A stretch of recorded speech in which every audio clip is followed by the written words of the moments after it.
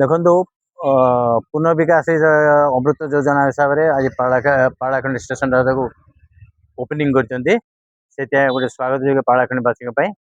କିନ୍ତୁ ତା ଭିତରେ ବହୁତ ଅନେକ ଅବ୍ୟବସ୍ଥା ହେଇଛି।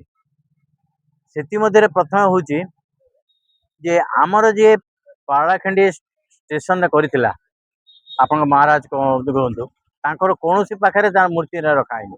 ପ୍ରଥମେ ଦାବି କରାହେଇଥିଲା, ସେ ରଖା ହେଇଥିଲା, ପୁଣି ତାକୁ କାଢ଼ିକି ନେଇଗଲେ, ଯୋଉଟାକି ଏଇଟା ଘୋର ଅନ୍ୟାୟ ଆମର ପାରଳାଖେମୁଣ୍ଡିବାସୀଙ୍କ ପାଇଁ। ଏବଂ ଆଜି ଯେଉଁ ଓପନିଂ କଲେ ସେଇଥିରେ ମଧ୍ୟ ପାରଳାଖେମୁଣ୍ଡି ରଜାଙ୍କର ଫଟୋ ନାହିଁ। ଯିଏ ସେ ଓଡ଼ିଶାରେ ପ୍ରଥମ ଯିଏ ଲୋକ ଯିଏକି ଆମକୁ ରେଲୱେ ଆଣିଥିଲା, କିନ୍ତୁ ତଥାପି ସେ ସେଇଟାକୁ ଅଣଦେଖା କରିଛନ୍ତି, ଯୋଉଟାକି ବଡ଼ ଦୁଃଖର ବିଷୟ ଏଇଟା। ଦ୍ୱିତୀୟରେ ହେଉଛି ଆପଣଙ୍କ ନା ବରିଷ୍ଠ ନାଗରିକ କୁହନ୍ତୁ ବା ଗଣମିଡ଼ିଆ ଖରାପ ଭାବିବେନି ଆପଣମାନଙ୍କୁ, ସେମାନଙ୍କର ମଧ୍ୟ କୌଣସି ବସିବା ଉଠିବାର କୌଣସି ସୁବ୍ୟବସ୍ଥା କରିନଥିଲେ। ଆଉ ଦୀର୍ଘ ସମୟ ଅପେକ୍ଷା କରେଇ ବସେଇଲେ। ଆଉ ଆମର ଡିମାଣ୍ଡ ଦେଇଥିଲୁ ଯୋଉଟା, ସେ ଡିମାଣ୍ଡ ଭିତରେ ରହିଛି ଆପଣଙ୍କର ଫେରୁବାଲି ଗୁଣପୁର ରାସ୍ତା ଯୋଉଟା ଅଛି ତାକୁ ଇମିଡ଼ିଏଟଲି ପିକଅପ୍ କରି ତିଆରି କରି ପାରଳାଖେମୁଣ୍ଡି ସହିତ ସଂଯୋଗ କରାଯାଉ, ନମ୍ବର 1। ନମ୍ବର 2, ରାତି ହେଲେ ଯେଉଁ ଗାଡ଼ି ଅନ୍ଧାର ହେଉଛି ଷ୍ଟେସନ ଏରିଆଟା, ତାକୁ ଲାଇଟିଂ କରାଯାଉ। 2 ନମ୍ବର ପ୍ଲାଟଫର୍ମକୁ 1 ନମ୍ବର ପ୍ଲାଟଫର୍ମ ଭଳିଆ କରାଯାଉ।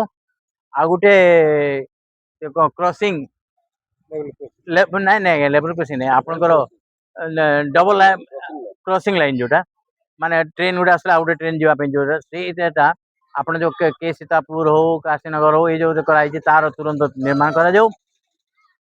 ता सहित क्लॉक रूम नहीं कि आपण पार्सल रूम ना, आपण पार्सल आप गोटे जिन पठाइबा चाहिए पठे पारे कि गोटे जिन आणवे से आसिले इन माने इन आउट आउ दुईटा कोचिक है व्यवस्था करा एवं आरपीएफ रखा जाऊ।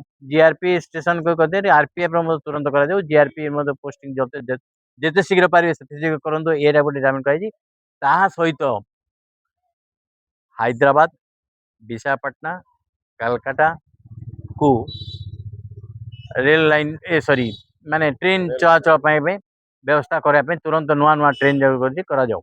यहाँ आम दाबी रखीचु। आपर ये जो मेमो गाड़ीटा आसूची गुणपुर कटक बा कटक गुणपुर सेटा वाशिंग ठीक होनी, से व्यवस्था करा जाऊ। टाइमिंग कर दि जाऊ। राति 2 कहतु राति 4 कहतु जोटा गोटे टाइमिंग करूँ। आप टाइमिंग दौरान राति 12टा देखला बेलू आस पहुँचे सका 8-9 ये जिन कराई। आ सैनिटरी हिसाब से जो माने टॉयलेट सब ताकू ये करने सफा सुतरा करने आम दाबी रही।